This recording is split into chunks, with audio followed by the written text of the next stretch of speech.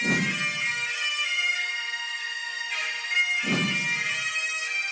to that piece of lieutenant that's always on his podcast, bash us, him.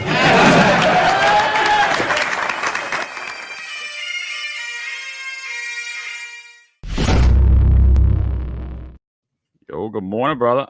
Good morning. Live, New York's Finest Unfiltered podcast. What's up, brother? 5 a.m. for me on the West Coast and 8 a.m. on the Eastern Coast.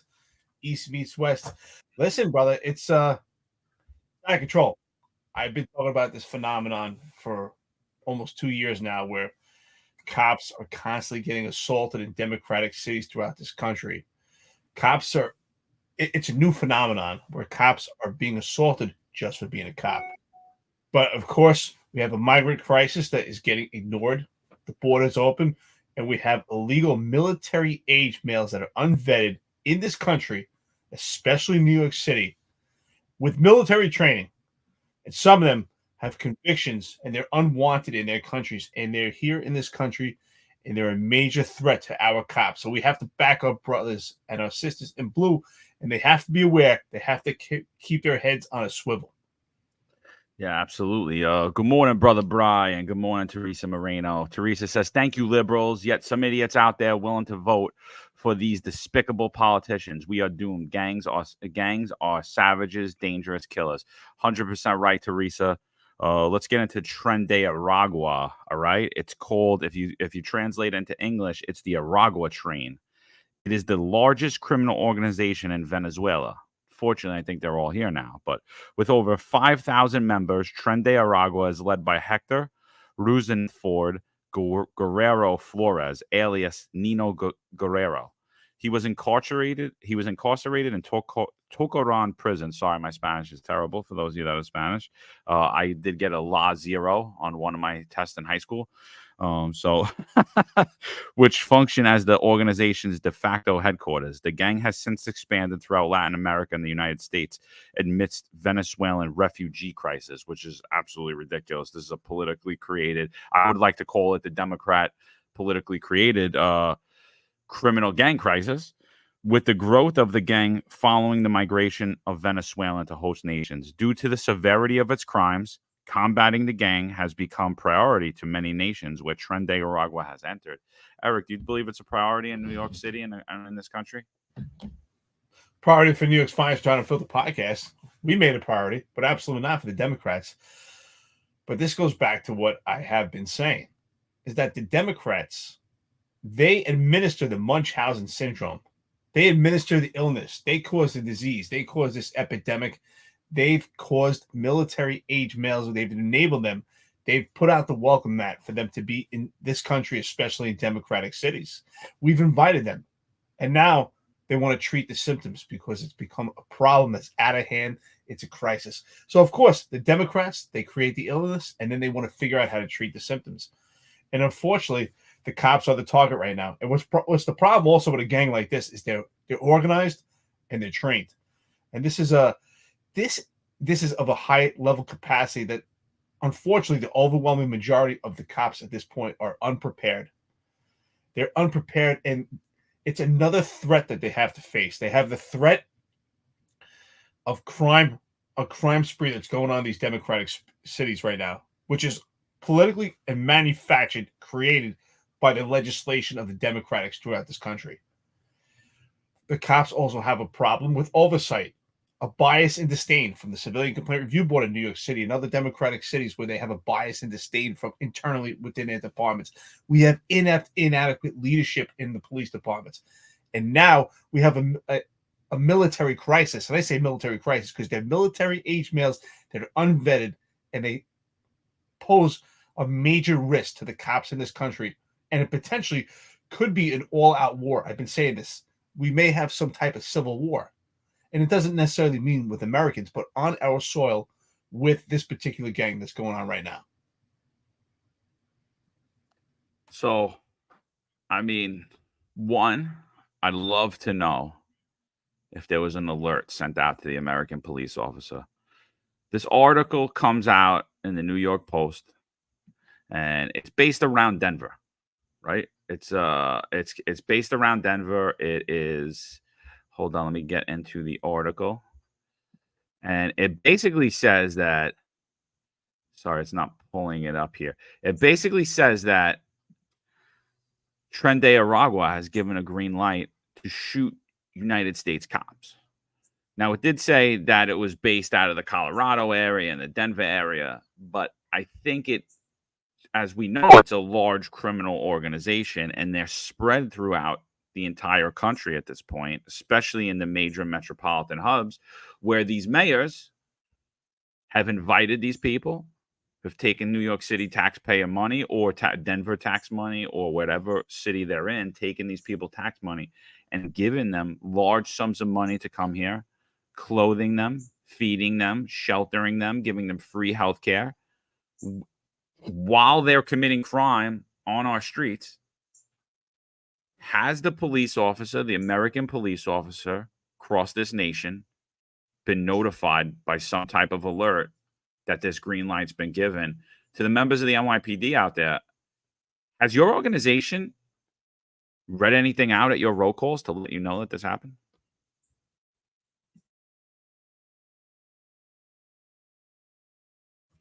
Well, here's the problem, right? Most of the police officers that potentially are facing this all-out threat are in democratic cities. What do we have in democratic cities? Sanctuary cities. A sanctuary city is basically the blanket of protection for these criminals. These gangs fester and they thrive in sanctuary cities because in sanctuary cities, the Democrats are unwilling to work with their federal partners, unlike what the NYPD tells the public that they're working with their federal partners. It's an outright lie. It's just complete gaslighting. So in sanctuary cities is a blanket of protection, which is why these military-age males find themselves to the touchdown city. I always say the touchdown city is New York City. You cross the border, you get to New York City, there's your touchdown. They go to offer you food, shelter. The gang could prosper because your identity and your immigration status will not be disclosed, and it will not even be questioned. So I don't think the American police officer, especially in New York City, has been notified internally. I have not heard anything from the cops. I would assume that there's absolutely no information provided to them. And unfortunately, the only information that's going to be provided to them is from Homeland Security on this level and from this podcast and measures as such. But unfortunately, these cops are under a major threat. You know, I've been saying that unfortunately, I think in New York City, we may lose a police officer to a tussle by the hands of another without a firearm. But these Venezuelan gang members clearly are getting access to illegal firearms in this country and pose a major threat to the police officers. And ultimately, they have military training. I mean, we can reflect on the gang that attacked the police officers in Times Square, where one of them was recently convicted, will serve less than a year in jail. Big deal. But he kicked, this particular perpetrator kicked the radio of a police officer. To me, you would have to have some training because to have the mindset to cut off the communication of your adversary, they pose a major threat. 100%. Donald, we're gonna have to get back to you on that. I'm not sure the exact amount of ammo. You know, we're exempt from it, so I carry more than 10 in my clip, but I believe it is 10. I'm not 100% on that, so we got to get back to you on that. Failed None says New York City police plazas holding thousands of concealed weapons, concealed carry firearm pistol applications. True statement. Everyone knows that. Everyone's telling about that. Brother Bry says there's an intel alert about Tren De Aragua in the info board at our command. It's a big problem for me hearing that because it shouldn't just be an intel alert, because I know about 99% of the people that I worked with never looked at any of those boards. They never looked at, I used to do those. I used to put actually those together. I would put all the known perpetrators, what they were known for, the gangs, whatever it was. I would put all those informationals together, whoever was wanted. And when I became a sergeant, I went back to patrol and I went to a command and I started reading out all this stuff. And then I'll never forget, like every day, all these cops were like, thank you, thank you, thank you. I was like, why do you guys always thank me after roll call? And they said, we've never had any sergeant let us know what's going on in this command or tell us any of the information. I always felt like people were hiding it. So I think that's a problem. These things need to be read out at roll calls. It needs to be beaten in people's heads over and over again. We already had 2 NYPD members who were shot recently by a member of Tren De Aragua when they were attempting to arrest him. And we're seeing this across the nation. We're seeing this across the nation. So this is what this comes out in the Post the other day. Credible human sources from Colorado provided info on TDA, Tren De Aragua, giving a green light to fire on or attack law enforcement, said the memo, from the Homeland Security Investigations Office in Chicago. As you may know, we have a TDA presence here in Chicago, so please be vigilant as you encounter TDA members or affiliates during your investigative and operational activities. The memo added that credible human sources from Colorado provided the intelligence via the Albuquerque Police Department. The warning comes as Denver has gotten 42,000 migrants, more per capita than any U.S. city, and many of them are from Venezuela. The prison gang, whose name means the Aragua train, a reference to the Aragua region of Venezuela, has infiltrated the U.S. by sending members posing as asylum seekers across the southern border. You know, a message board.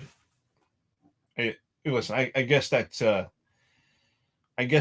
is effective for just a short glance when you're in the muster room and you have roll call.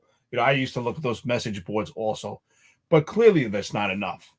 But I'm going to say this: the NYPD in particular has a social media team, and they also have a unit dedicated to the Deputy Commission of Public Information, where there's 85, well, there was 86 some odd police officers assigned to this unit. Now there's 85 because one was involved in a potentially love triangle, but where he did shoot another in New Jersey.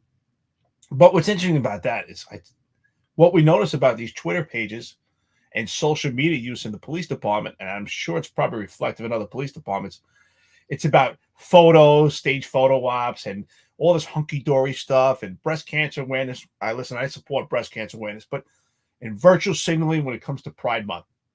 But what the social media outlets of the New York City Police Department and Twitter pages should be used for is this: information to keep the cops safe.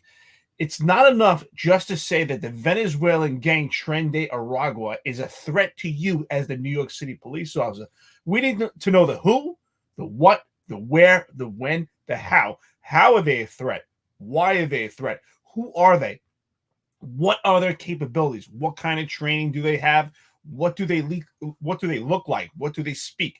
What type of training do they have? We need detailed information provided to the cops constantly till they're blue in the face. But putting on a message board with vague information is not enough. This has to be constantly put out there. It should be put on social media. Instead of Tariq Shepard taking pictures with Alvin Bragg, it should be information to keep the cops safe.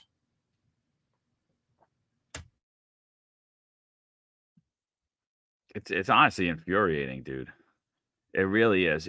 Crazy 10-7 says, to their credit, they do blast this stuff out to everyone's phone, but the department actively suppresses any information that places migrants in a bad light. And that's the problem, Crazy 10-7. Continuously say that policing, or I don't even say policing, I say law enforcement, I say the entire country has been emasculated. But talking about the emasculation of law enforcement, and specifically the emasculation of the NYPD, which is our authority has been removed. We have an organization blasting out on social media. They're more concerned. This is the NYPD posted in support of giving illegal immigrants jobs. NYPD didn't blast out any information when I was forced out of my career for upholding my religious beliefs.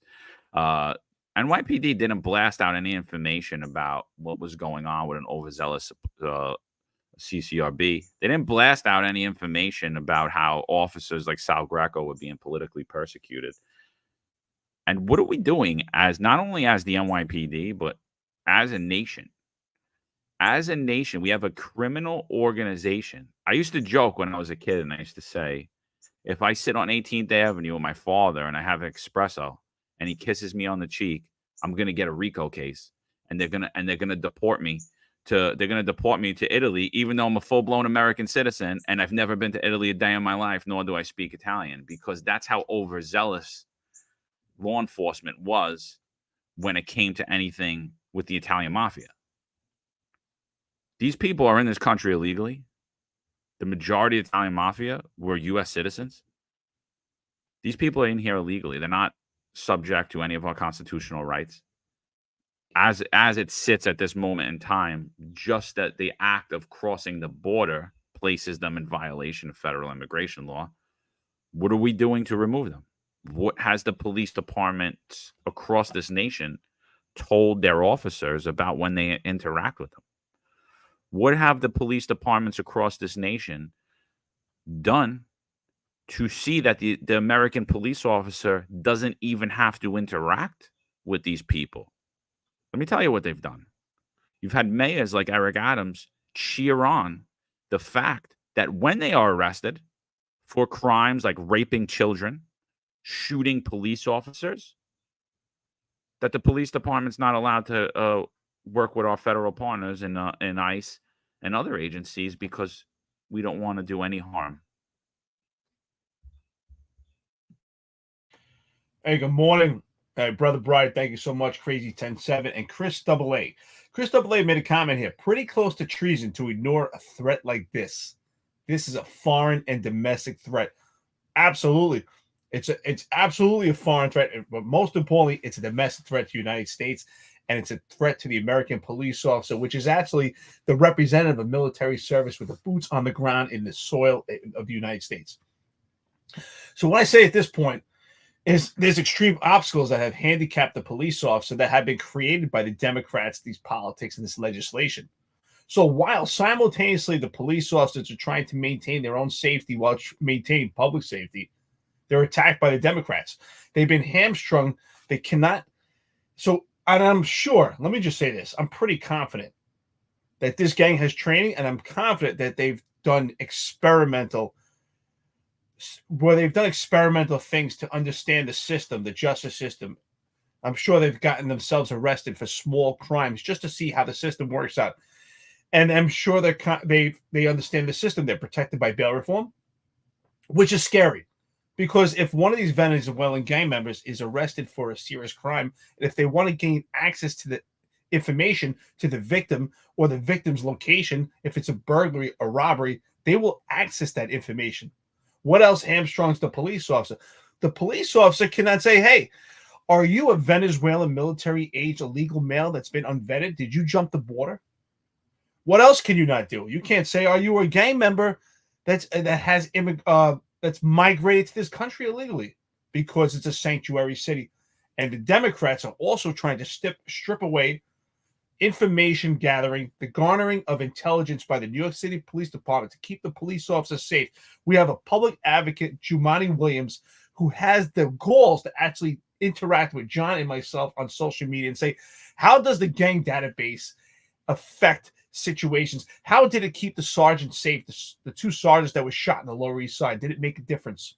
It makes a huge difference, because this is an opportunity to maintain an actual separate gang database of immigrants, military age illegal males, of Venezuelan gang members, to compile information to keep the police officers safe. But the Democrats want to remove the gang database by all means, which handicaps and really intercepts the ability to keep the police officers safe. And if the police officers cannot keep you safe, how can they keep the public safe?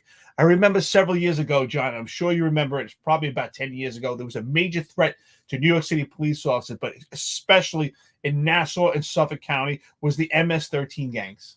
And somehow that kind of fizzled out. But I think this situation is far worse, especially with the migrant crisis going on here. Open borders, the country has been weakened and softened, and so has the New York City police officer and the Democratic police officers throughout the whole country.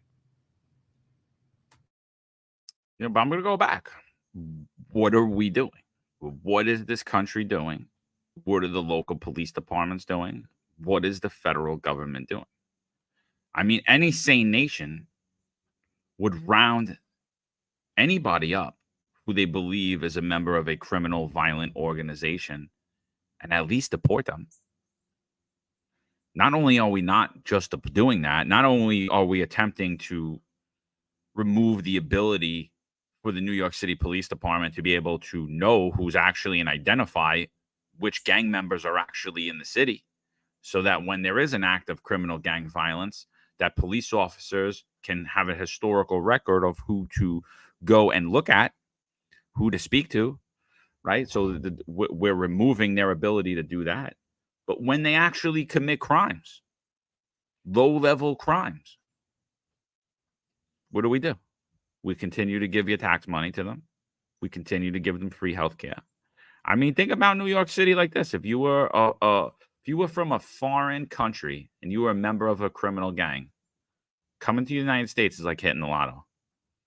Coming to New York City is like hitting the big one with the multiplier. You're getting a job that you don't have to work at. No-show jobs. You get a check every day. You're getting free food. You're getting a hotel room. You're getting a cell phone. You're getting all this stuff. You're exempt from the majority of our laws, like needing a license or having to register or insure vehicles. You're going to drive around New York City. All expenses paid for, vacation. And what happens when you commit crime? Absolutely nothing. Even furthermore, just detailed information to actually keep the cops safe. John, we're talking about it. You just read some basic information about the Venezuelan gang Tren De Aragua. But honestly speaking, if you and I were given provided with a uniform and we were back on the streets of New York City right now, could you tell me? I couldn't. Could you tell me the inner workings of this gang? Could you tell me the root causes? Could you tell me how they developed? Could you tell me what kind of training they have? Could you tell me what they look like? Could you tell me what type of firearms that they've been trained in? Can you tell me what type of movements they've been trained in? Can you tell me phrases to look out for, things that they say? What is the MO of this gang? Could you tell me? I couldn't tell you. And I don't think the New York City police officer or any police officer in the country could tell you. I mean, they could, but they have to look it up on their own. You have to go through sources like the New York Post, sources like this podcast, sources that are actually putting out the information related to this gang. I mean, even Wikipedia might have some stuff, which, they're a little biased, but not the best source of information constantly when, sometimes they are, but like, this is where they're going. If you take an interest in your job, look it up, you'll find it out. But is it being given to them? Absolutely not. That's my point. I'm kind of being rhetorical here in a sense because Jumaane Williams, the public advocate, and other Democrats of New York City Council have argued and debated the issue of the gang database. And their argument is, would it have particularly in this case where the two sergeants just were shot in the incident in the Lower East Side, and trying to say, well, would the gang database make a difference? Absolutely. And that's what they don't understand about police work is that information, this is what we're talking about, information constantly changing, constantly evolving, has to be provided to the New York City or American police officers throughout this country to keep the police officers safe so that the police officers ultimately can keep the public safe also. So information is key, and that's what they don't understand about the gang database. It's an information source, which is a tool and resource for safety purposes. We need information. Being in the dark and not having information about someone's immigration status, about if they're a gang member or not, and what their prior crimes have been committed, where they came from, how they got to this country is information the police officers need to know. This is not, well, you're on a need-to-know basis or not. They need to know detailed information. Look at this right here. Yeah, but Eric, if they give detailed information, then they're basically admitting, the police department would be admitting that they're doing absolutely nothing to remove these people off of New York City streets. The police department would be admitting that New York City Mayor Eric Adams is a huge failure for continuing to incentivize criminal gangs to come on the streets of New York City. They'd be admitting that the mayors of Denver, Chicago, LA, all of these woke progressive cities, Minnesota, that they themselves are also failures. And I think it breeds home the major overriding problem in all of this. While law enforcement has been emasculated, and you can't, and I'll debate anyone all day long that they have, and there's the evidence of that is overwhelming. The bigger problem, because we could fix that. You could recruit better, you could train better, you could raise your standards, you could fix that. What you can't fix is law enforcement has been heavily politicized across this nation, especially in blue cities, completely politicized from the top. Now, although the rank and file are sitting here with us, they're asking the same questions. They want to keep the public safe. They're being hampered, like you're saying. They're being handcuffed. And who are they being handcuffed by? Are they being handcuffed by politicians like Eric Adams? Yeah, they're being handcuffed by politicians like Eric Adams, New York City Council, State Assembly. They're 100%. But ultimately, who's handcuffing them? Their own leadership is handling them. Their own politically appointed managers. And it's time the American police officer wake up and understand that the majority of these leaders, people come on here and tout them as leaders because they served 30 years, because they played last man standing at the bar and were willing to walk their own mother into jail to keep and save their pension for even if she committed no crimes. Those men are not heroes. Those men are guilty of treason, in my opinion. They swore an oath.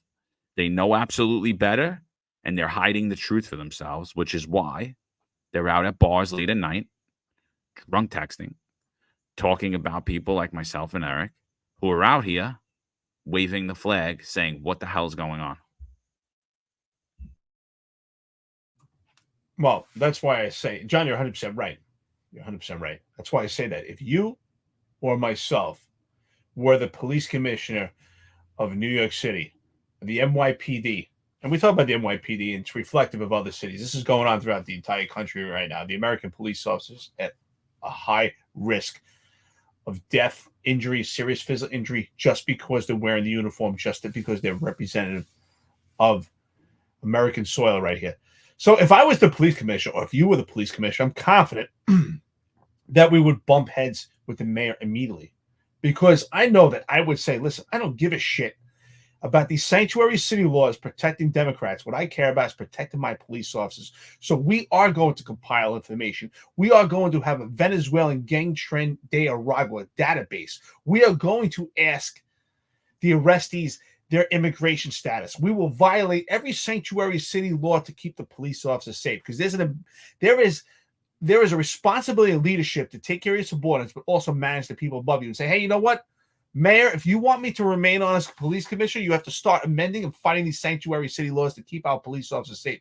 And if you can't, then I'm not the guy. You need to throw me out and get somebody else. And that's how fast you and myself would be on our ass, because we would combat that. We would violate the sanctuary city laws to keep the cops safe. But instead, we have old, male, pale, stale, token pale white faces of the police department that sit there idle and they don't say anything because they only care about their self-serving careers, while I'm sure they have intricate information that their police officers are at a highest risk they've ever been. And the impact right now is impeccable of what's going on with the police department. And our police officers are unprepared, and they are at a complete risk, and they're handcuffed by the Civilian Complaint Review Board, New York City Council, and Mayor Eric Adams wants to ignore the fact that our police officers are at extreme risk right now, especially in places like Roosevelt Hotel, Randall's Island. Randall's Island, we had 3 people shot where someone lost their life because of this migrant crisis.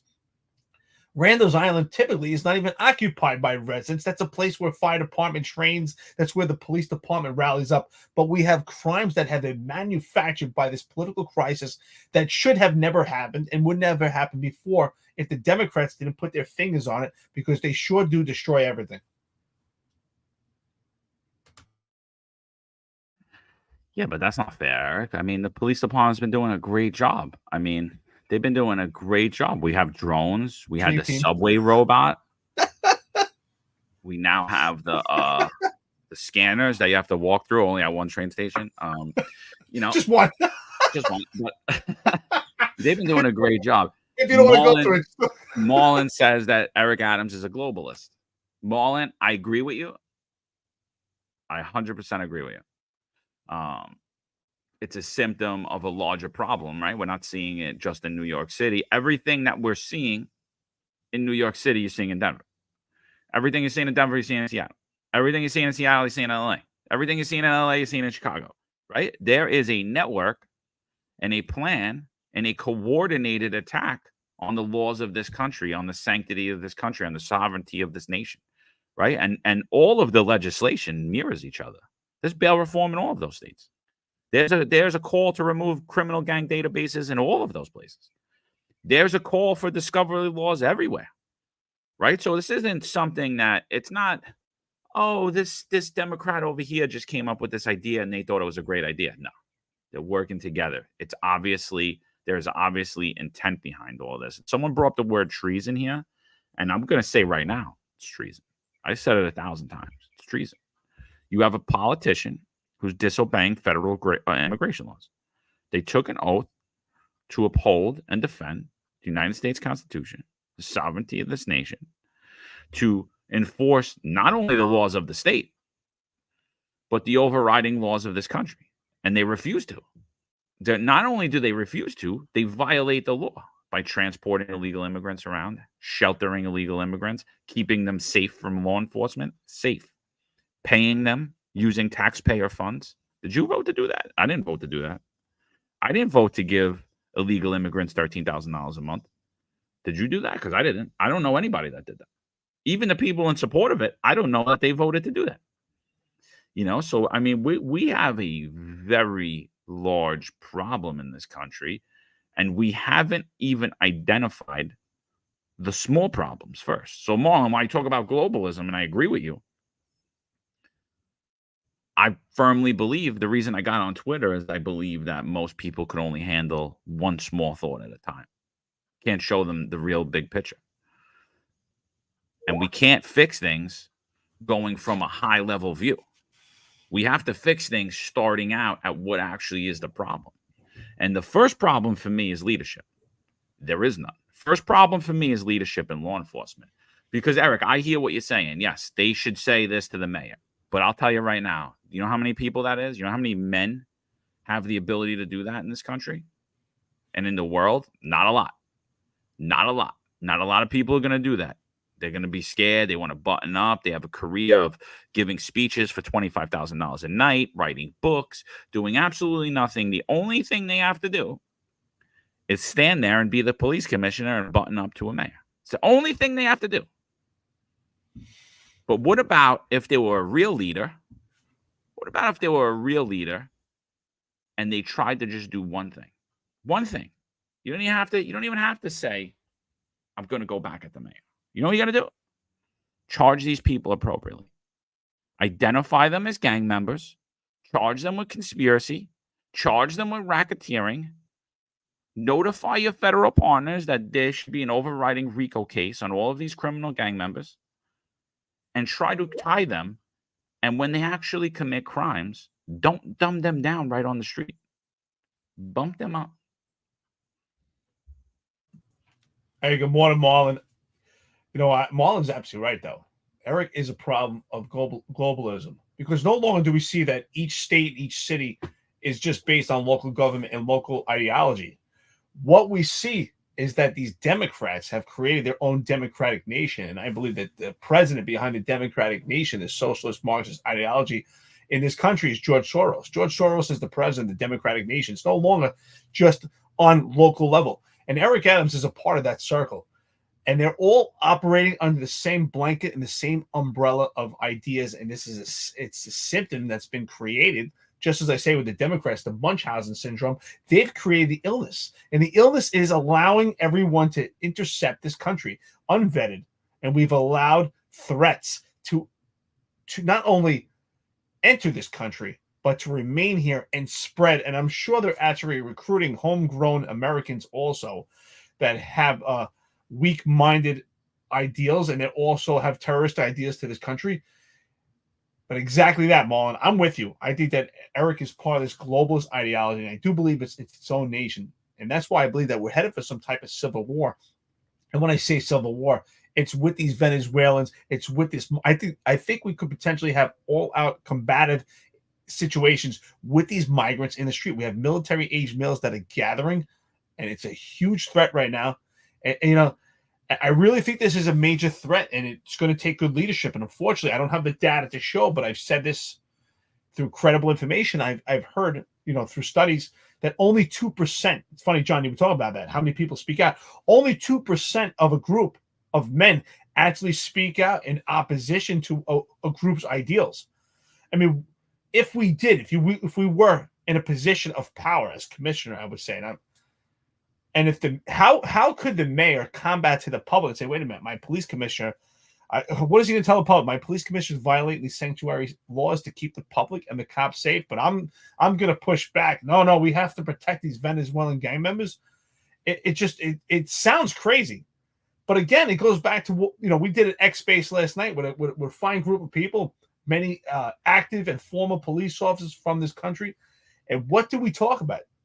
These people that are serving these local democratic governments, they're elected by the people. So we have to elect them out also. They have to serve the people, and the people don't have to serve them. I don't know, but listen, I think we got to give credit where credit's due, though. And I personally think Kaz Daughtry's doing a great job. And I'm gonna prove it right here. I'm going to prove it right here to you people. All right. Everyone's going to see how great of a job he's doing and what we're doing while we have a bolo alert saying that we have gang members floating around free that taxpayers are funding to come out here and assassinate our cops.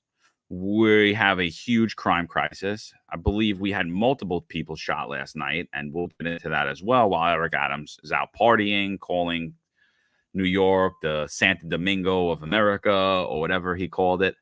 But I want you to pay close attention to this. This is going to be good. You people are going to like it. I'm telling you. Here it is. Ready? This is what your NYPD has been working on.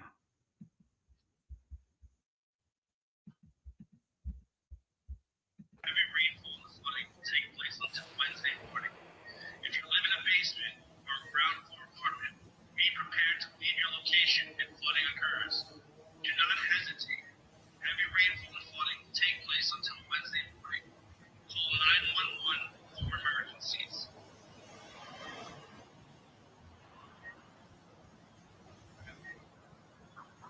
Yeah.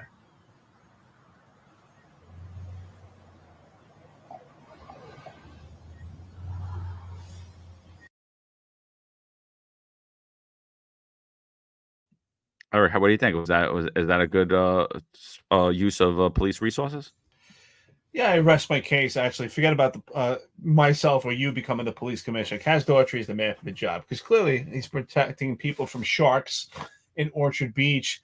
He's protecting people from drowning, and now he's got these drones going around and making sure that no one's getting issues at home with flooding and that they can evacuate their homes. I mean, the police department no longer is addressing crime. They're controlling the weather. They're protecting people on all different ends. You're right. Kaz Daughtry for police commissioner. Clearly, you and I would not be viable options because we would combat crime. We would be more concerned with the gang Tren De Aragua. That's a huge threat to the police officer. This right here, this is good police resources. This is important. I'm with you.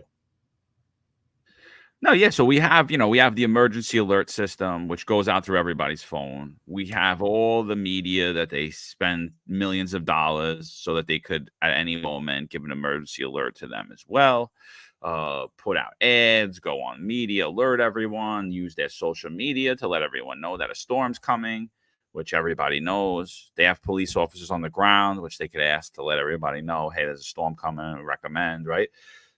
But instead, we're taking police officers off the street so that they could fly drones and broadcast the same message that's been broadcast everywhere. I mean, I'm looking at this and I just see how desperate it is for this drone program to be successful. It's failed in Central Park, right? failed miserably, right? The cop as a first responder program. Has anyone have a successful job that it's done good at? No. We sent it from, it was going to be a first responder in Central Park to people continuously get robbed consistently there. And the drone does absolutely nothing to help or identify or anything else. It's more of a hindrance to the police officer than it is to anything else. But we spent big money on that contract. I'm sure there's a retired member of the NYPD working for the company who got the contract. Hint, hint. But I'm sure that is, right? But again, you're in Central Park. There's trees there. Drones that fly up in the air can't see through the trees, and they can't fly under the trees, right? Big problem. So that consisted. So we moved on to filming sharks in their natural habitat in the ocean, and then we blast it out when we find one. Look, we found a shark 7 miles off the shore. Congratulations. That's why I had on yesterday the Shark Week shirt, and now we have these drones up in the air giving weather announcements.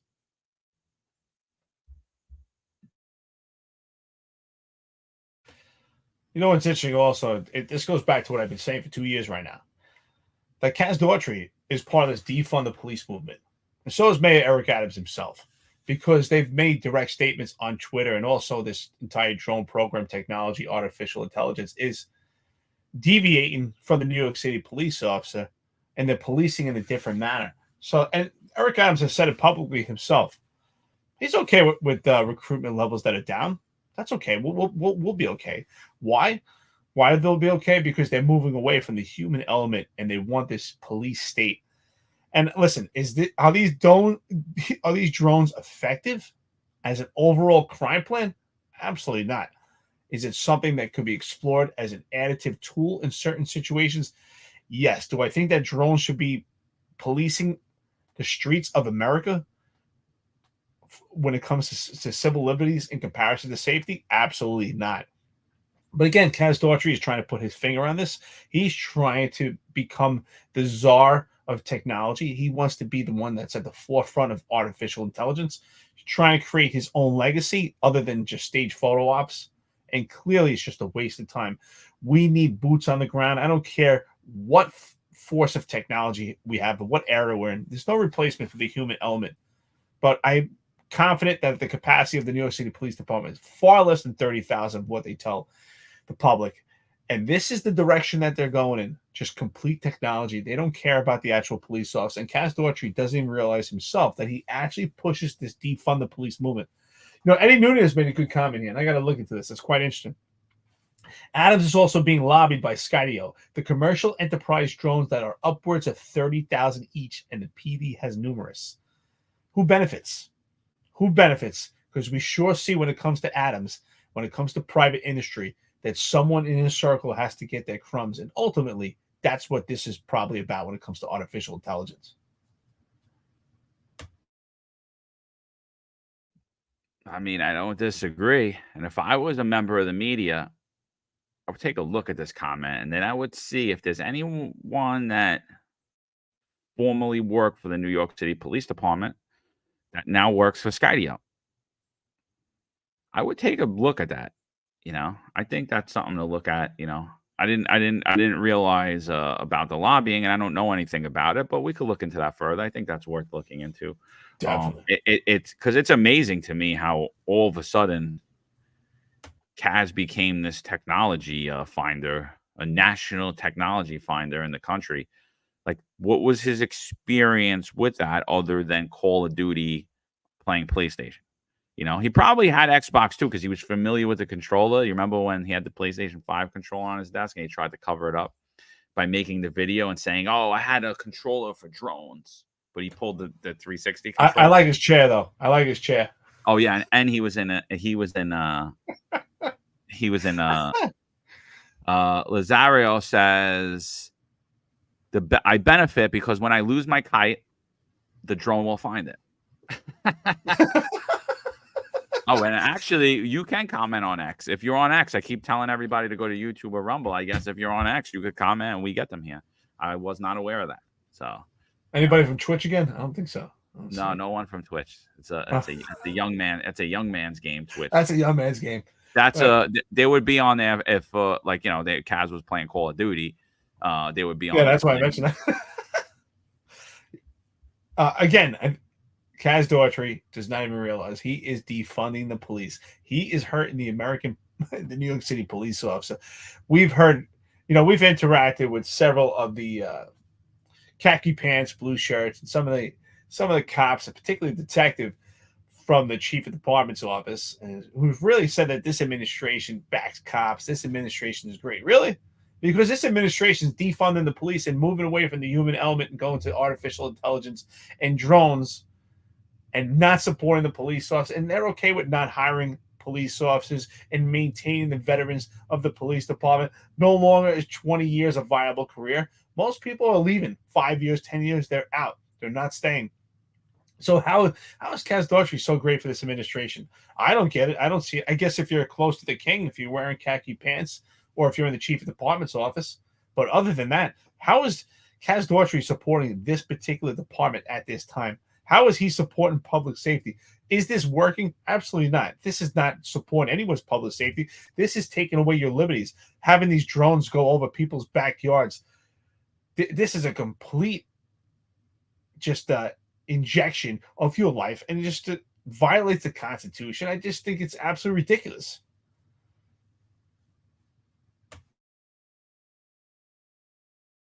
Absolutely unreal. So speaking of crime in New York City, who's, by the way, one of my favorite handles on X, Crime in New York City, recommend you follow him. Let's bring this tweet up. 6 men shot near St. James Park in Fordham, Bronx early this evening. It sounds like an organized gang ambush. Some of the victims are cooperating and some aren't. Let's go to the play-by-play. Let's see what the NYPD has to say about it. Here they go. This is the on the scene press conference last night.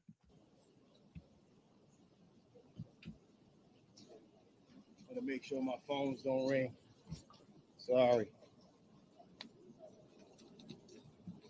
Good evening, everyone. My name is Assistant Chief Benjamin Gurley. I'm the commanding officer of Patrol Borough Bronx. And I'm going to talk about 6 people that were shot at 191 in Morris today. The information that I'm about to give is preliminary and subject to change because it is fresh. As I said, this happened at approximately 8:15 p.m. There's several people hanging out under the scaffolding next to me, to my left. 2 males, one with a helmet, one without, come through St. James Park. They park a scooter in the park. They come up the stairs to my right. They fire approximately 9 rounds at the group hanging out, striking 6 people. All of our victims, 5 males in their 20s, 1 male in his early 30s. All shot, not likely to die, in several areas. I'll give you where they're shot at. We had 1 male shot in the stomach, 1 male shot in the right hand, 1 male shot in the groin, 1 male shot in the right leg, 1 male shot in the torso, 1 male shot in the right arm. When the police arrived, there was 2 victims on the scene. There was 2 other victims that fled in a vehicle and flagged down EMS, and they were taken to an area hospital. And then we had 2 other victims that walked into 2 different hospitals, one in Queens and one in the Bronx. And that's what we have. I'll take questions. All right, guys, we're going to take some on-topic questions. We're going to start with Ali Bauman, CBS.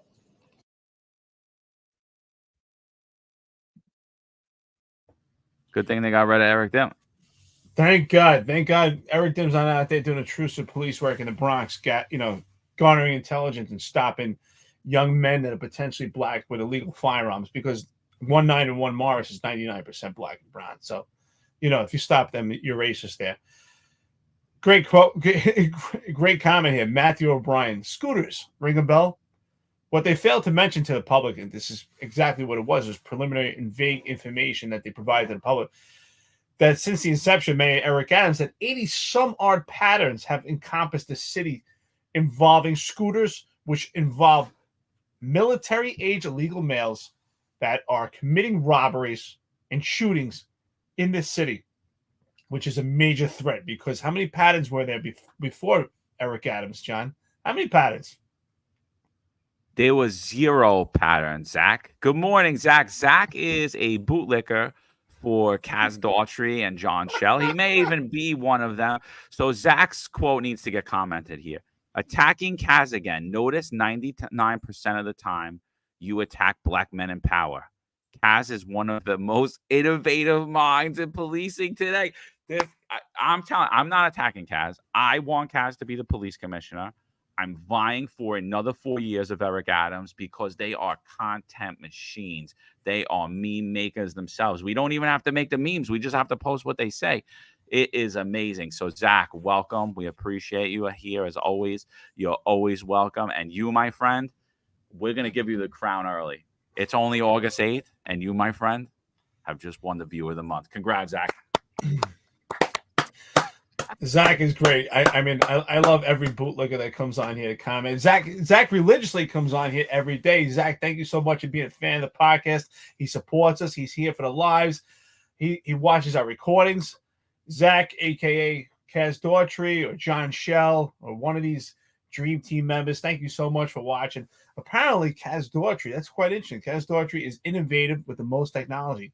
Because 10 years ago, or more than 10 years ago, Ray Kelly wasn't talking about this technology. Sure. And you know what, Zach? You need to look. We actually have the video here, and I'm sure you watched on this podcast where this technology has already been explored. I hate to tell you, buddy, but even shot spotter detection. When I was in Iraq in 2003, we had shot spotter detection in Iraq in 2003. Nothing here is innovative. It's innovative for you because you never heard of it, Zach, a.k.a. Kaz Daughtry or a.k.a. John Shell. Thank you so much, by the way. I appreciate for watching it. I just curious. I wonder, what is it like to be a bootlegger? What is it like to be a cuck for another man? I'm curious. I haven't experienced it myself, but it must be something that's pretty good. I don't know. I find quite a few of them. Wait, hold on. We got breaking news here. Breaking news just come in. I got to get this up on my screen. Give me 1 second. Ready? Daily news. High-ranking official accused in lawsuit of body slamming woman during 2023 Jordan Neely vigil.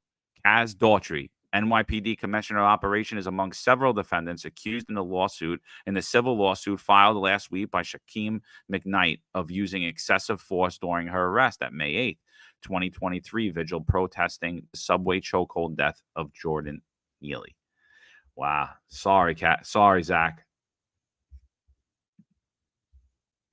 And what's interesting about that, this was in 2023. Kaz Daughtry in 2023 was a civilian member of the service. So I'm curious to see how this plays out. How will it work out with this lawsuit? What's the indemnification? And what's the potential liabilities and responsibilities that ultimately Kaz Daughtry has, and also the police department on behalf of New York City Mayor, working in enforcement in the capacity of a civilian member? Or is he a civilian member? What is the truth? We need transparency here. Is he still a detective wearing these civilian clothes? Is it just an acting position, or is he actually civilian? Because I don't think we really have concrete information on this, honestly. What capacity is he in? The New York City taxpayer, they should know. They need to know. I do think that was like a month or two before he actually got promoted. I'm not 100% on that, but I think in that scenario, he was still a detective. So Viral News, who said he was going to get my page taken down because I shared a photo, I want to bring that photo up for you people. That was from the same day. So it's funny that this article comes out right after. So again, Zach, I apologize. I'm very sorry. Oh, here it comes. Let's see. I don't know. You know what? I got to look into it, but I'm pretty confident in this case that he was a civilian. It's now what? It's I'm telling you, I would bet you money, dude. I would bet you money it was like a month or two before. I'm pretty sure he was. Yeah. What month I would bet in? money. When was he promoted? He was promoted in July with Caban and Kinsella. He was promoted then. He wasn't promoted before them. Pretty sure. No. And when was this incident? This was earlier than that. It was like a May or June. Okay. Either way, it doesn't matter. I'm pretty sure it was a month or two. By the way, it Well, doesn't let's- even matter because we don't even know at this point if he's a civilian or what he is. All right, here we go. Look at this. What do you think about this? Who did it better? Who did it better? Uh-oh. Hold on a minute.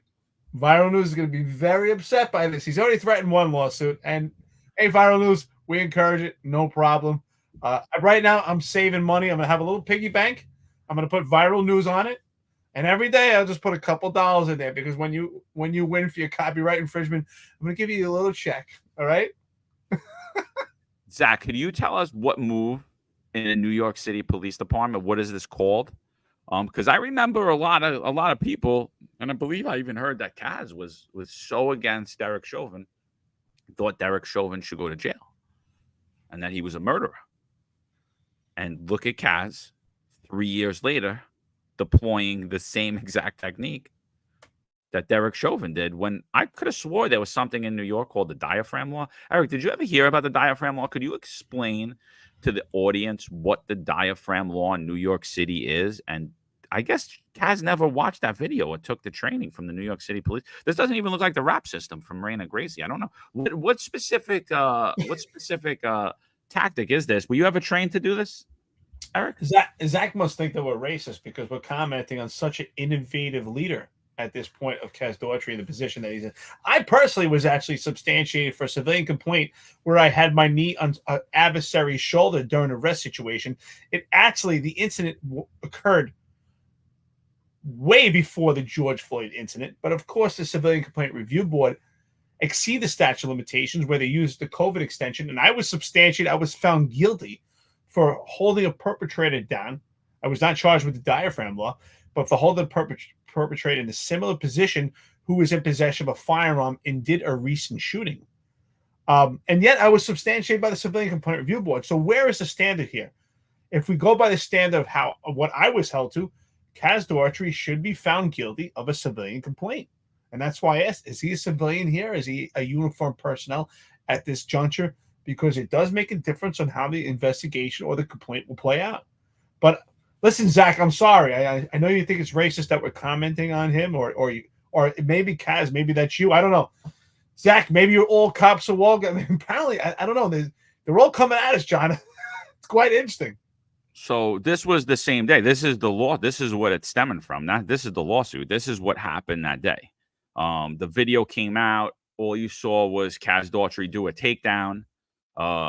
It says that a woman suing, so I'm not sure if this person identifies a woman. It appears to be a man to me. Has a mustache and a goatee when you see the bloody photo and the thing. So I don't know, but so like it kind of confuses me. But this is the day. All you saw is Kaz Daughtry hurl towards the person, take them down.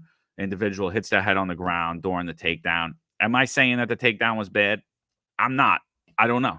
Could he have done it? Yeah, but I'm not saying whether it was good or bad. To me, don't run from the police if you committed a crime, and don't fight with the police and you commit a crime. But like Eric said, he was found guilty of doing this exact move.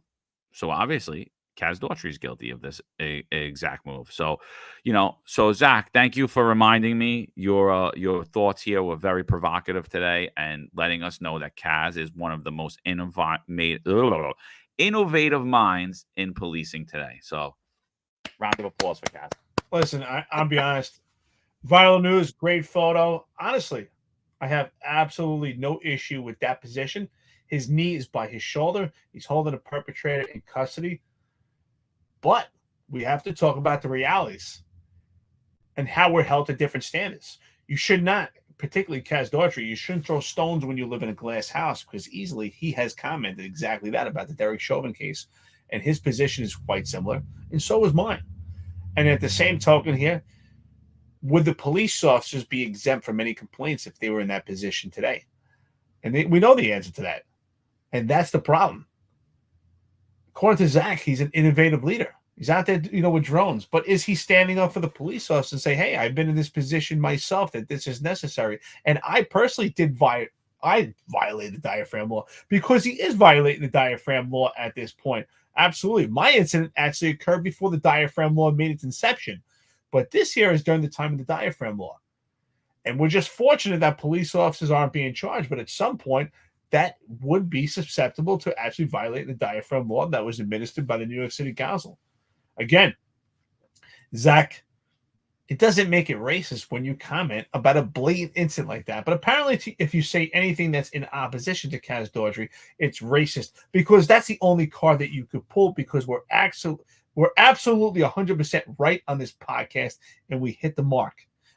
Eli Evans just put a great comment. Zach is a loser still living in his parents' basement. Good morning, Eli. What's up, brother? Good morning, everybody. I appreciate it. So, Donald Cannon just asked a great question. Great comment. When are you guys going to have a phone line for us to call in? We're working on that. That should come pretty soon. It's in the workings. But thank you so much, and staying engaged. And we're working through the growing pains together. Starlink isn't accessible for call. Hey, my services get much better. Have you noticed? Yeah, I don't know, dude. We're gonna need a third party in the background screening the calls. We got a lot of maniacs that that come around. We there's no way I'm gonna be able to field the calls. Eric's been able to field the calls while we're doing it. So eventually we will get there. We want to do that. But as always, you have anything you want to say it. I mean, this is a way to say it. I mean, we really haven't not responded. Sometimes if it gets a little busy, we have. But I just wanted to pull up this post by Chris Sommerfeld. Chris is a daily news reporter. I just noticed he has 9,999 followers on X. So if you're not following him, give him the 10,000 and subscribe to his. So what he says here is NYPD's Kaz Daughtry is among several cops accused in a new lawsuit of leaving a woman with a broken eye socket after body slamming her at a May 2023 protest. Cop sources say the woman wasn't injured by the police, but ran into a pole. So apparently 100% Matt, the lines will be tapped. But apparently what happened at the protest, and I don't know, I wasn't there. And so from what we're hearing as well, and I guess whoever told us also told the Daily News, what we're hearing is that the NYPD, after this incident and after this photo was taken where this appears to be a man to me. I don't know. If it's a woman, it's a woman, but it appears to be a man to me. Whatever. The person with the bloody head, that the NYPD was attempting or did convince this individual that they ran into a light pole instead of were injured as a result of the takedown. That's a huge problem in integrity for me. Eric, you're talking about what's the standard and rules should be applied equally. I see a body camera on Kaz's chest at that time, which is another reason why I'm pretty sure he was still a uniform member at that time. Do you think his body camera was on, and what should happen to him if it wasn't? I actually was just looking up right now, and you're absolutely right. So this is right before he got promoted. He got promoted in July of 2023. So maybe this is the case that got him promoted. Clearly, we see that he has issues of integrity in his career. His Giglio material must be a nightmare. He has pleaded guilty to actually lying in a GO15. Clearly, we have compromised integrity by the leadership, which is what Mayor Eric Adams appears to want within the New York City Police Department. This is right before he got promoted. So, I clearly think, obviously, his body camera was not on, or it's been kept secret to the public because, it is part of policing. I've used force numerous times. Sometimes it's necessary, but if you're in a riot, you're in a protest, you're arresting a volatile perpetrator, you have a resisting perpetrator. It's ugly, but sometimes it's necessary. But we have to explain exactly what we did, what's reflective of what happened. But this isn't what you're saying is just completely polarizing for what actually happened. So that makes it an outright lie. And that's where we have a problem. That's where we lose trust with the public. This is the least transparent administration. Kaz Daughtry's career has been riddled by lies, and he continues to do it in his leadership as he gaslights the public. This is a major problem. He's lied before, he pled guilty to it, and he's lying again.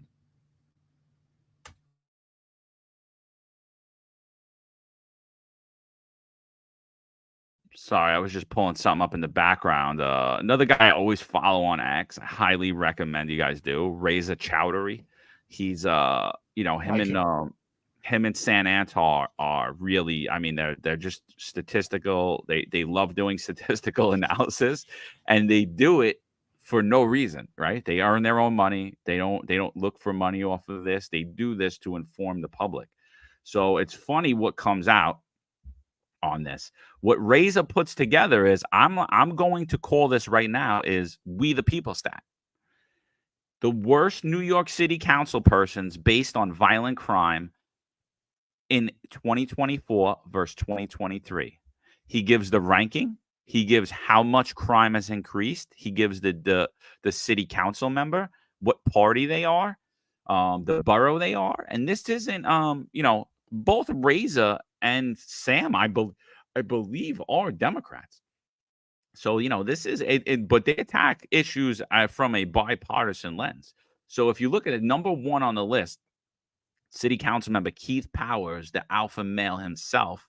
He's a Democrat. He's out of Manhattan. He's in the he covers Midtown South, Flatiron, Union Square, Midtown Stuyvesant Town, Peter Cooper down. He is number one in his district. Crime is up 38%. Right. And then there's another, and you could tell that the majority of these people on this list are Democrats. But to be fair, the majority of people in city council are Democrats. I do believe their policies are a direct result of their crime increase. But he doesn't leave out Vicky Palladino. Vicky Palladino is number 7 on the list. Crime, she's a Republican in Queens. She covers College Point, Whitestone, Beach Sturge, Bay Terrace, Clearview, Fort Taunton. Crime in her district is up 20.7%. So he's not going on party lines. He's not attempting to paint a picture. He is just putting out exactly who ranks the worst in crime in their district. This is a great stat. I'm going to be following this. I'm going to be posting this as he puts it out, reposting. I'm going to help get this info out. This is the information that New Yorkers and America need. You don't need a political spin on it, just the facts. Here it is. No nonsense on it. What do you think about this, Eric? When I saw this, I was super impressed. I mean, Reza Chowdhury and Sam Antar have been so dynamic. I've been watching the charts that they made. This is exactly what we should be getting from the New York City Police Department, the administration, the upper echelon, the leadership. This is the type of information that should be created by the New York City Police Department in opposition to rhetoric that comes from the New York City Council. This would be great. Reza Chowdhury should be a deputy commissioner. He should be the deputy commissioner of public operations for the New York City Police Department. This is how you combat information on social media. When New York City Council has a hearing and they try to berate the police department on their response times, they should pull out this chart and say, listen, we have an exhibit we'd like to hand out to all the New York City Council members, and let them look at their names and go, oh, wow. And say, you know what? You're right. Response times are down 8 minutes in your district. And your district is actually the worst. It has a 30% increase in crime. I'm talking about it rhetorically speaking here. And say, well, and here's the legislation that you have created. And easily you could say that because every one of the New York City Council members has been behind a bill or proposed one to compete with each other for democratic legislation in New York City to handicap public safety. This is what the police department should be doing. Not drunken tweets, but calculated gathering intelligence database that actually shows factual information of what's going on, reflective of crime and how it correlates to these legislators that have created the Munchausen syndrome. They've created the illness, and now they want the police department to treat the symptoms. This is what I expect from the leadership. Reza Chowdhury, I'm definitely following these stats, and I'm confident though. After the administration watches this, the upper echelon, maybe they'll start to develop something like this, and you'll be able to thank New York's Finest Unfiltered podcast for that innovative information. Zach, that's innovative, coming up with ideas for the police department. Zach, I hope you're still listening. Thank you, brother.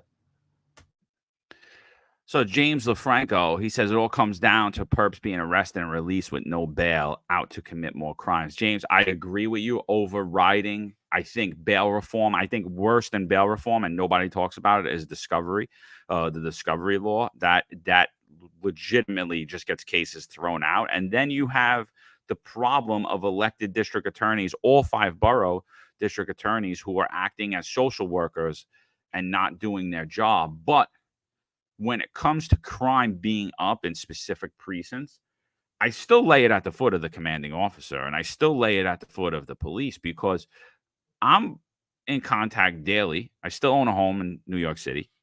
I'm in contact daily with my neighbors, with my friends, with my family that are still in New York City, people like yourself. And I consistently hear the same tone, that the police department has been pushing, basically passing the buck and the blame to the district attorneys and on the laws as to why they are no longer arresting people, as to why car break-ins are at an all-time high and nobody's being arrested for it.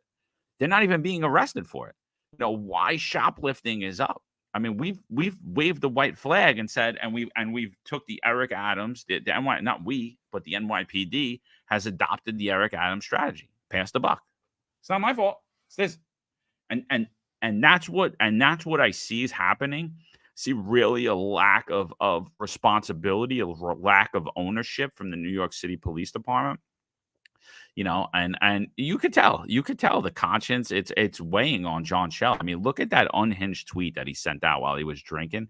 I mean, it's really, he is staying up at night thinking about the thing. And it's not because of me and Eric and what we're saying, or Sal, or what he's tweeting, or any of us on social media. It's because of what he knows is right and what he knows is wrong. And he's on the wrong path, and he knows it. And he's on the wrong side. He's on the wrong team. And history will dictate that this was not the proper course of action. Chasing cars around New York City streets, flipping cars every night to get a perpetrator that's going to be released in 4 seconds for a nonsensical crime when we're not policing actual street crime is insane. It's insane. Absolutely. John, you're 100% right. The commanding officers have to have their foot on it. And we have to have extreme ownership, just like the book from Jocko Willink. Exactly what you're saying. We need leadership and ownership at every level. And definitely, commanding officers are not absolved of that either. They have to take ownership. It's their command. They know the crimes and conditions that are going on there. It's just like I always say, if you have a bowl of soup and it has a particular flavor, if you throw a pepper in there or you throw hot sauce, it changes the entire flavor of the soup. So we have a soup right now. We have democratic legislation that's going on in the city. You have this political crisis that's going on because of the politics. But you have the police department, which is the pepper, which is the hot sauce. And if you throw that in, you can change the flavor of what's going on in the city. Yes, bail reform is a major obstacle. It's a major hurdle. Along with bail reform, I agree, the discovery laws. And in addition to the discovery laws, what makes it even more difficult is the Giglio material.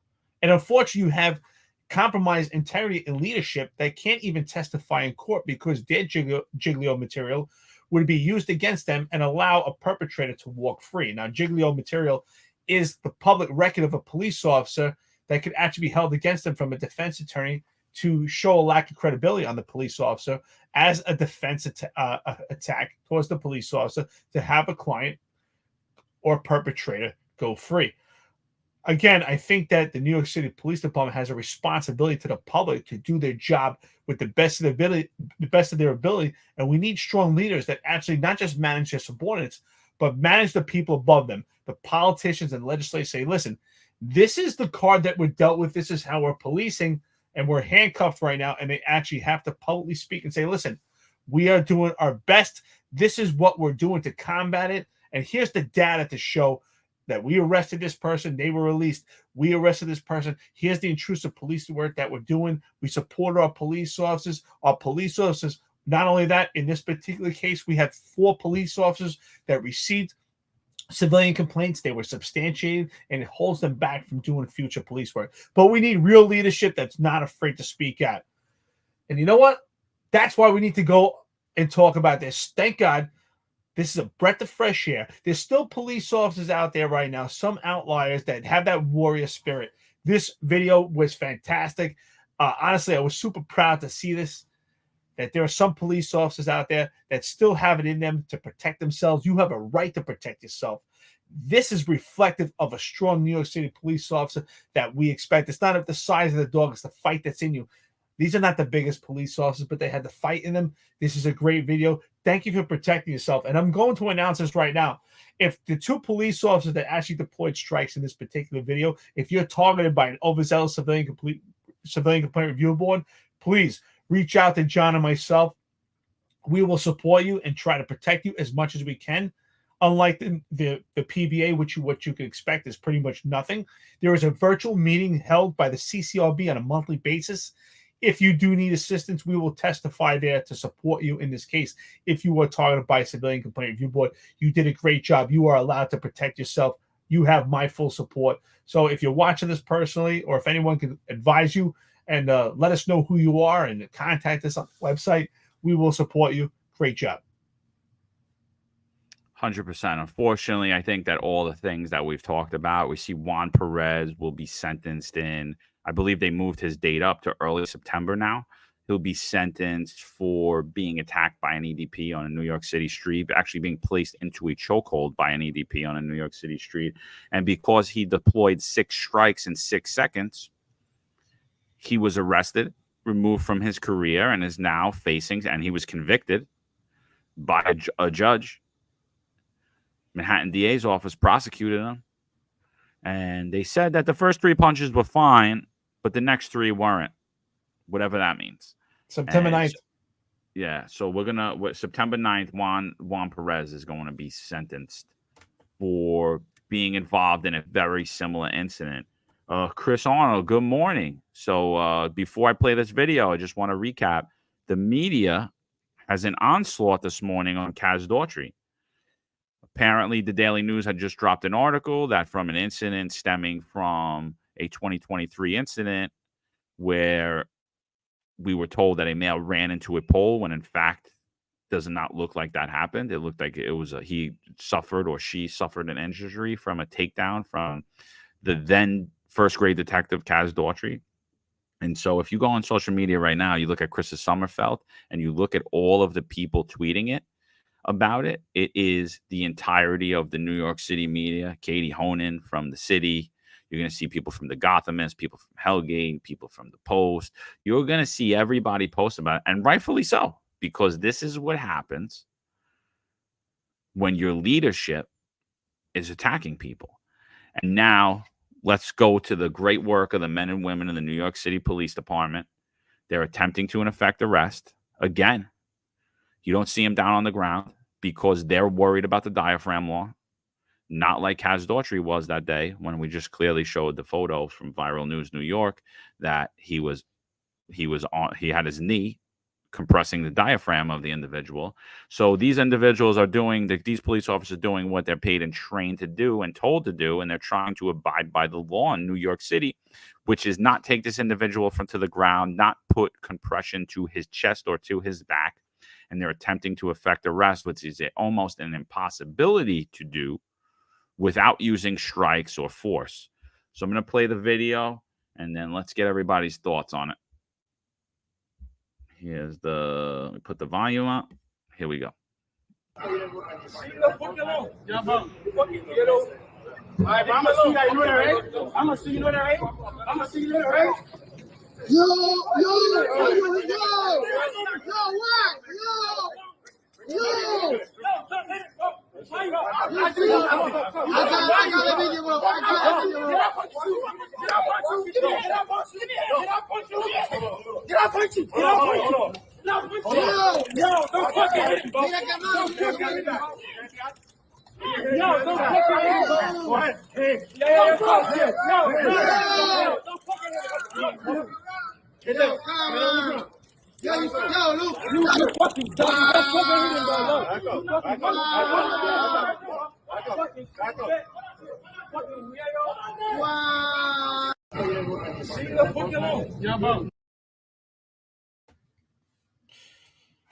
Finally, a breath of fresh air. I couldn't be more proud to watch a video like this, to know that there's still some outliers on the job, especially since we did an entire episode about a male police officer of the NYPD that just stood idle and not even neglected to help his partner, but refused to help his partner. And then we see 2 police officers here, and exactly what we've been talking about. Not male And then it's not about being female, because the first police officer that actually protects herself is a woman here. But it's about those masculine traits. And they have those traits and characteristics that it takes to be a warrior. They protect themselves, and when they defend themselves, that's reflective of defending a city. It really is a breath of fresh air. And if anyone is in opposition and thinks that this is polarizing, if they have a problem with the amount of force that was utilized, they clearly don't understand what it is to encounter a resisting perpetrator. Clearly, they've never been in a tussle in their lives. These police officers acted completely appropriately. However, do I fear that they may be targeted by the Civilian Complaint Review Board? Absolutely. And what may come out of that? Potential civil liability. But these police officers have to stand proud, and they have to own it. And that's why it's so important that the squeaky wheel gets the oil, and we need people to stand up. Where is the PBA president? The PBA president should take a preemptive strike already and take action. He should be at the Civilian Complaint Review Board right now saying that there should be no civilian complaint. And if there's a civilian complaint that emanates from this, I'm going to ridicule this organization. I will be at every meeting. You are hurting a city, and I will publicly tell them that the Civilian Complaint Review Board is hurting the city, and they should also advise the Civilian Complaint Review Board that if it is substantiated, that the PBA will support these police officers financially through an administrative trial process. They will support them with any attorneys, any defense that they need in this case, and they will support them through the entire way. That should come from the police commissioner. That should come from the mayor. These police officers acted appropriately. They defended themselves, and they had every right to, and I'm super proud of them. Again, to those two police officers, reach out to us. I'd love to commend you. I want to say thank you for doing what you do. Be safe, and we support you. And we're not just talking, saying back to blue. If you need actual help, we will help you. We will provide testimony to the CCRB. And if you want, I will actually coach you and advise you how to deal with the CCRB if an investigation arrives at your interrogation. Corn Pop, he's always got doozies. He says, I'd argue women start more problems because they're physically weaker. I mean, I don't know where you're getting it from this video. I mean, overall, I might agree with you, but from this video, I don't know what transpired. Like, they're fighting with this dude, and I don't know why they don't arrest him right there. I don't know why they stop. I don't know what happens where they stop. Where they're like, all right, we're not going to arrest him no more. I don't know what happens. He's clearly resisting arrest at that point, and now they back off, and all of them begin to walk away. And look, what does he do? Instead of just saying, oh, shit, I'm glad I'm not getting arrested today and let me deal with this later, he walks right up to the female cop, look, he's got his phone up. He sticks the phone right in her face. She pushes his phone down. He puts his left hand up now with the phone, and he puts it right in her face, like touches her face with it. And she defends herself. She comes away. She gets away from his right hand, and she starts punching him. Honestly, I don't think it matters what gender was at that point. I think she acted 100% appropriately. Absolutely harassment of a police officer. More than likely, I would even say assault of a police officer, where you're putting your hands on a police officer. So now, instead of not fighting, he continues to keep his hands up. Look, he got his hands up in a fighting manner. Her partner comes over, deploying strikes. She's deploying strikes. You have two large black police officers, one of them who's attempting to get one of his hands while the female's attempting to get the other hand. So he's helping the male try to control this individual because, again, they can't get them to the ground. And I also want to give a shout out to the large police officer here for not getting tunnel vision. Him here with his taser. He has his taser out and he's watching and he's trying to clear room. But watch what he does. As the crowd starts to form, watch what he does. He sees them down. They got him down. He turns.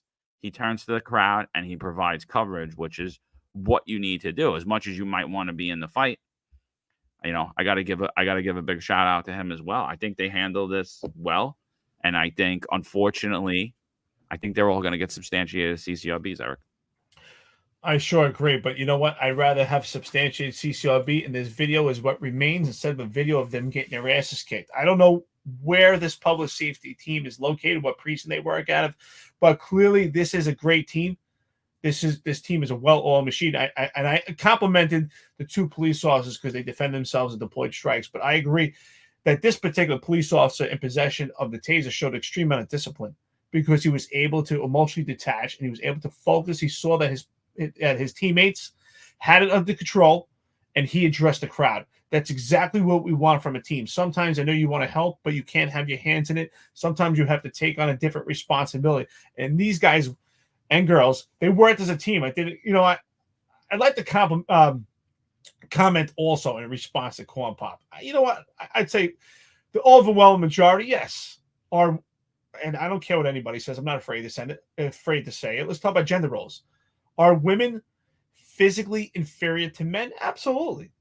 Absolutely. Overall, yes. But I don't think in this particular incident that this adversary attacked her because she was the female in the group. I just think she was the one that was close and she was the one that had the closest interaction. Now, we don't know the entire context, but I'm going to assume based on my observations, it appears to me it's a public safety team. What are they looking for? They're looking for firearms. So I'm going to assume that they conducted a stop, checking this particular perpetrator or adversary or person of interest for firearms. It yielded negative results, and I think they were going to let him go, and then he became the aggressor and escalated it by putting his phone in her face, which is a huge aggressive act. And if anyone, because I saw some of the comments, most of them are pretty supportive, but some are calling them criminals. If anyone has a problem with this adversary putting his phone directly in her face, absolutely doesn't understand police work, doesn't understand safety, and they're speaking from a place that's not honest. So again, I want to commend this entire team.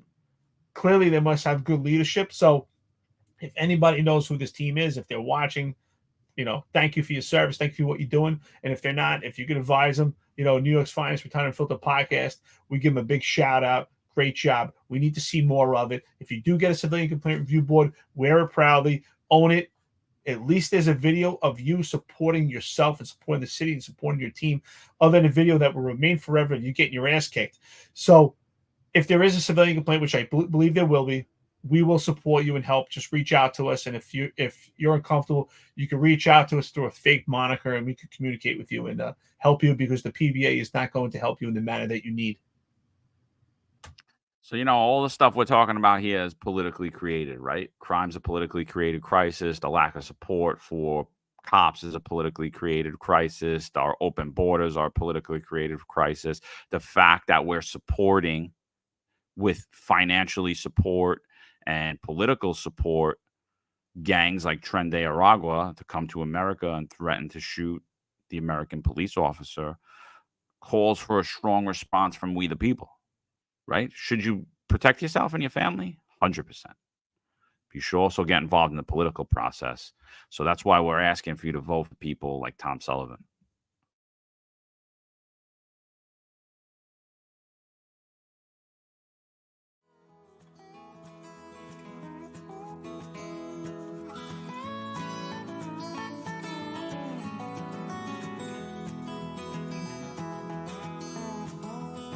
Tom Sullivan is the Republican, Conservative, and Common Sense Party candidate for New York State Assembly District 23. Tom is a financial professional who served simultaneously in the United States Army Reserve for 30 years and has now retired. His district covers Ozone Park, Lindenwold, Howard Beach, Broad Channel, and the Rockaway Peninsula.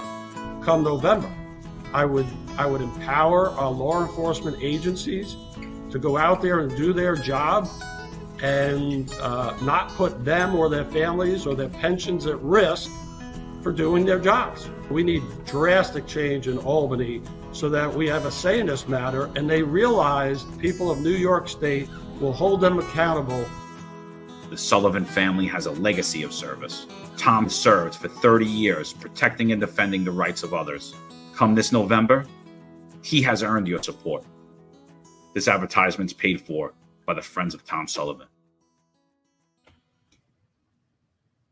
There's an interesting comment here by EC, which I haven't heard this, but this is interesting. Heard the Brooklyn DA will make sure that any illegal won't get sentenced to a year because it will automatically trigger a ICE retainer. That's interesting. I never heard that. It's interesting, especially in a sanctuary city where you don't communicate to your federal partners about their immigration status. But I mean, there may be something to that. I mean, we did see recently a case where the illegal males targeted and they attacked the cops in Times Square, and they were actually convicted of felonies, but their sentence was less than a year. So I definitely like to look into that. That's a great comment. Yeah, so I'm gonna start to wrap this up, but before I do, Kaney Honan she's now posting about the lawsuit about Kaz Daughtry.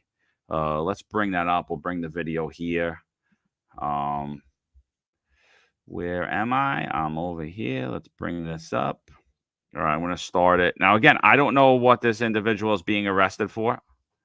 We just see the man-child run over. I'll put the volume up, and this is actually I actually watched and I follow all of these people, all of these anti-cop people too, exposing dirty cops. Well, I don't really follow them, but I watch their videos. I think it's interesting.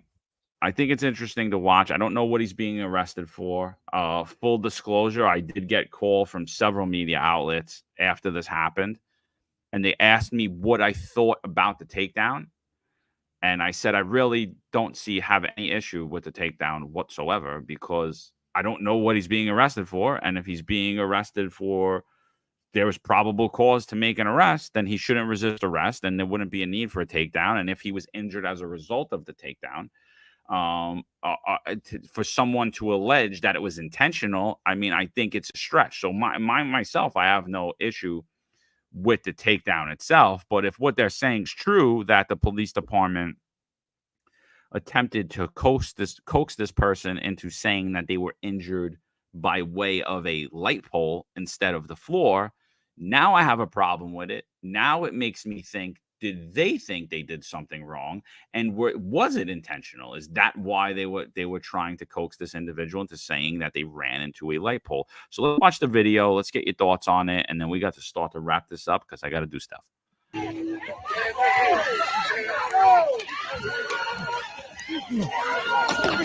Whoa!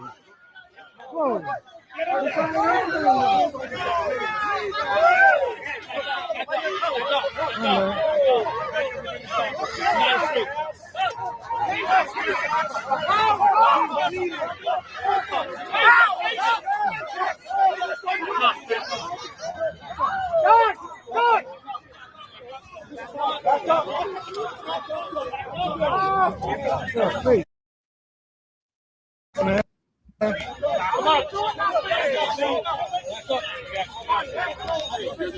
Look, they slammed him on the... Eric, just from this video, what are your thoughts? So without the entire context, based on my observations, I see obviously clearly they're at a protest that turned into a riot. Now, in opposition to Zach Panos, which is pretty funny, right? He says they were racist. I'm going to give a fair assessment here, which we always do. I don't have any issues with that takedown. Clearly some type of riot. I don't know what they determined the probable cause was to make this arrest for this particular person of interest, this subject here. It happens to be someone of a small stature. That's not Kaz Daughtry's problem, right? You're not there to measure physical capabilities and physical limitations. He has an adversary. He makes the apprehension, and of course the momentum and the manner the person's moving and his momentum. It looks like the force appears to be more than what actually is happening. I have no issues with that takedown. What the entire context is, we don't know. What I do have a problem, and what I have seen in my career, is that the lying that is the follow-up to this case is where I see a problem. He should own up to it and say, absolutely that. We have a riot here. I have a person that determined who's going to be placed under arrest.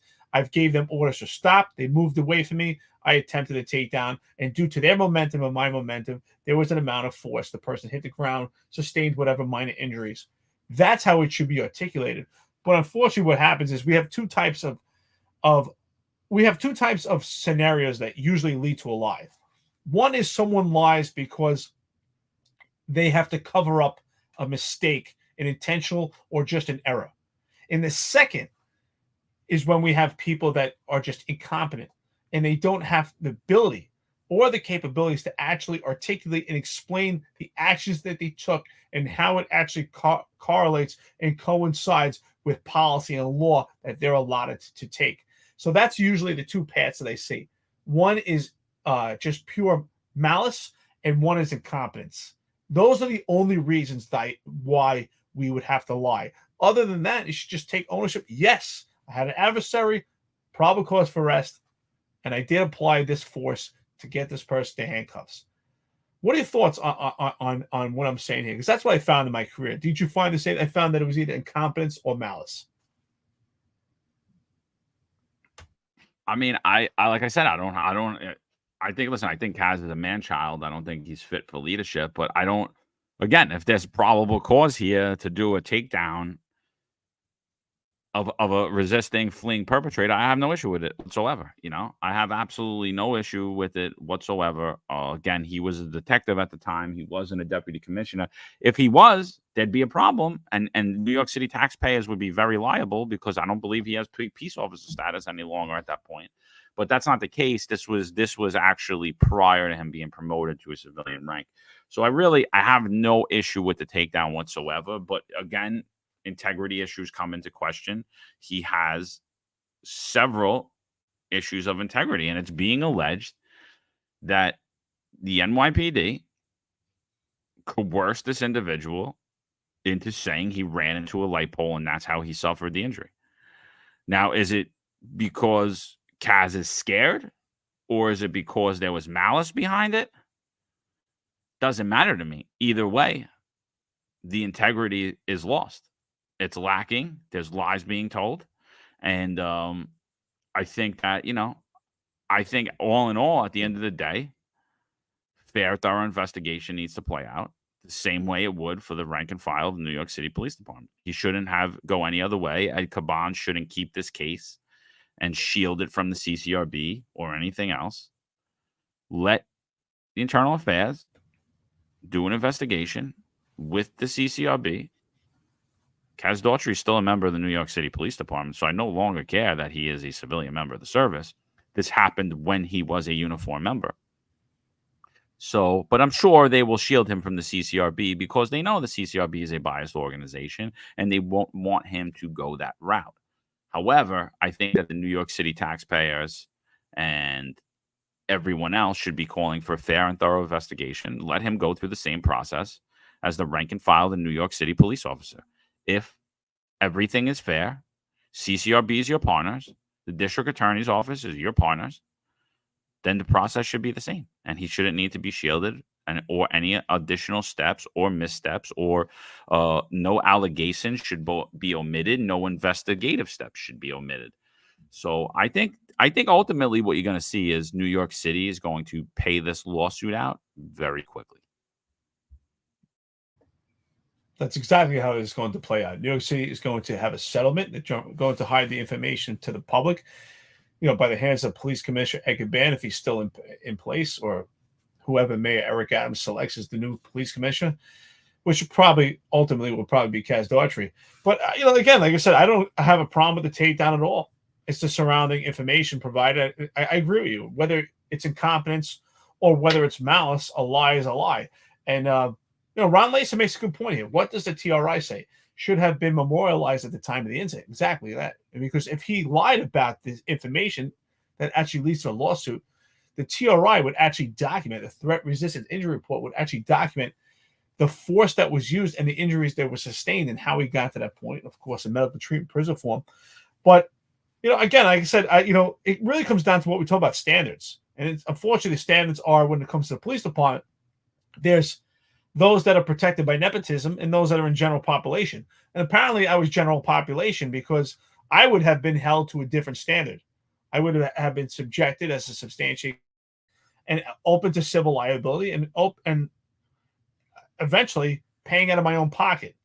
And yet Kaz Daughtry, because of the circle of nepotism, is protected. He has a blanket of protection. And even with the information provided to the public, that would be kept secret to keep him safe and to keep his information hidden from the public. Just a complete different standard. John, I know you have to cut out of here soon, so let's wrap this up. But But based on that, I think you're absolutely right. I agree that I don't have issues with the takedown. I have issues with him lying. And that goes into what's going on with this administration. This administration is riddled of compromised integrity. Just before we get off, I just want to hit this point of the try. If the try says he ran into a pole, that's a falsified document. And I'm going to say right now, I think that Kaz should be arrested. I'm going to say right now. He again lied. This will be his third time lying, perjuring himself. This will be his third perjury. I mean, like I said, his career is one of low integrity, and it really does matter what that try says. What does that try report say?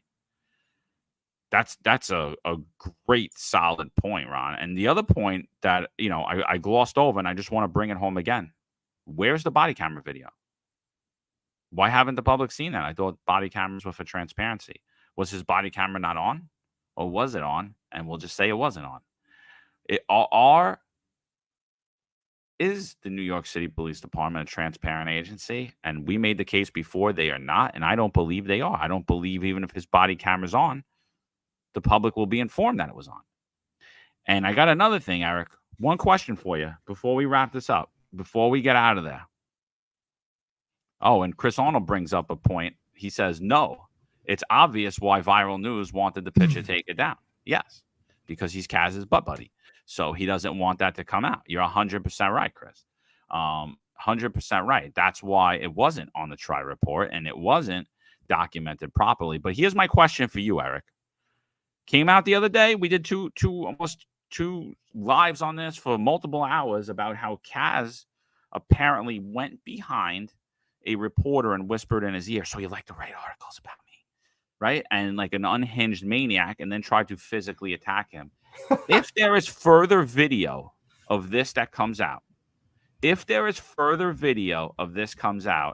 and all we find out is that Kaz started taking off and running at this person because he yelled something at Kaz. What do you say about the takedown then? Well, it's interesting that you say that. That changes the entire context of this entire situation, right? I said that based on my observation, it appears that there's a protest that turned to a riot, and that potentially there was probable cause to make an arrest for this particular agitator, and that there was a probable cause. When I say probable cause, reasonable cause to believe that this person committed crime by a reasonable person, right? Because that's what the penal law says, that laws are based on common sense standards from a police officer who's reasonable, which is why you go through a psych. But we clearly go into the psyche of Kaz Daughtry of what we suspect. We only see childish-like behavior. Hold on one second. So yeah, that's the exact point, Eric. That's actually my question. What I want to ask you: what if he didn't have probable cause? What do you see?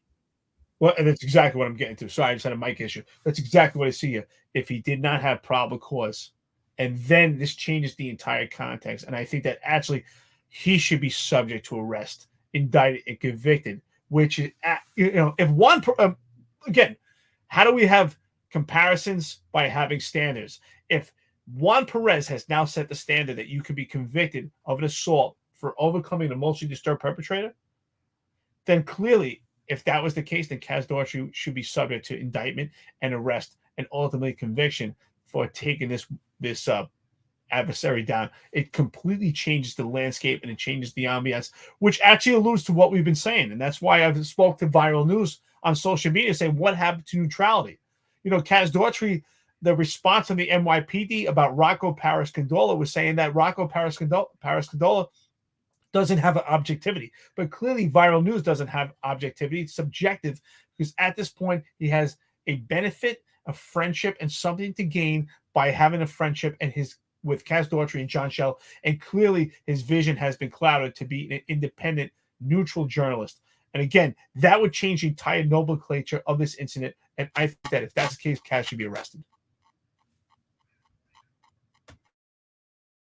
Don't disagree with you at all. Listen, before we get out of here, one last thing, and then I really got to run. My wife's going to kill me. I got a million things I got to do. I'm going to stop the screen. Let me present. Let me share my screen. So here it is. Morning coffee with cops, right? So I just got it. Full disclosure, this is from Printify. The link for this will be below and wherever you're listening or watching this. So it has the Finest Unfiltered logo, New York's Finest Retired and Unfiltered podcast, and it has the Party Department logo, right, with the cops dancing at the DJ, Republic of New York. So I'm going to be making two versions of it. Two other versions of it. One's just going to be the Finest Unfiltered, and one is just going to be the Party Department. This is from Printify. It's we're selling it for $7.68. Printify, I'm not too happy with their shipping costs, and this is made in China, which I hate, but we're not responsible for having to print this, ship this out, do anything, and we're just not at that point yet. So if you do want any type of merch or anything, just let us know. That's just what we're going to use for the meantime. But if you want the cup, here it is. $7.68. We kept it as cheap as possible. I hate that the cup's made in China. I'm not going to lie, but we just don't have any vendors at this point. If you know of any, or you guys are one and willing to work with us, give us a shout out. Reach out to us at www.thefinestunfiltered.com. Appreciate everybody for hanging in with us the whole time. We'll be back at you tomorrow morning. Eric, you want to close us out?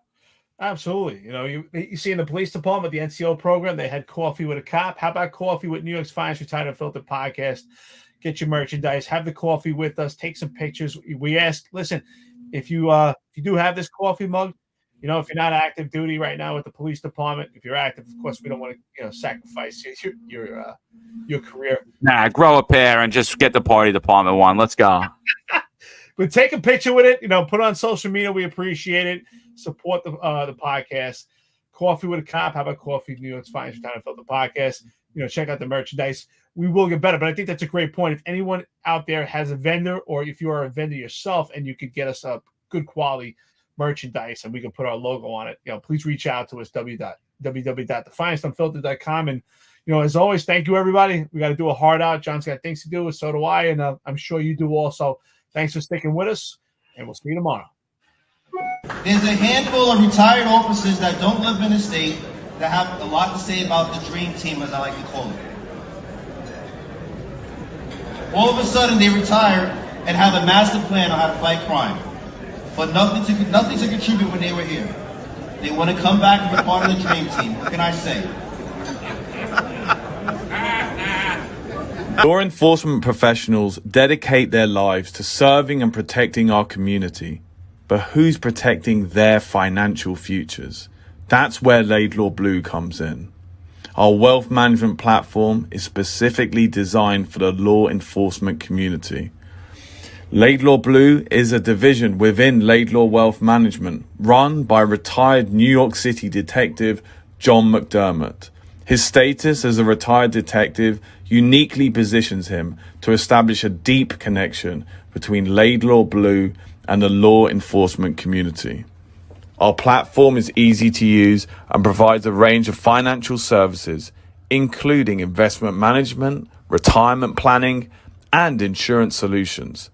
With Laidlaw Blue, you can secure your financial future and provide for your loved ones. Our team of experienced financial advisors understands the unique challenges and opportunities that law enforcement professionals face. We're here to help you navigate the complexities of financial planning and achieve your goals. Laidlaw Blue. Secure your financial future today. Book a meeting using the QR code displayed or call us directly on 888-901 Blue. That's 888-901 Blue.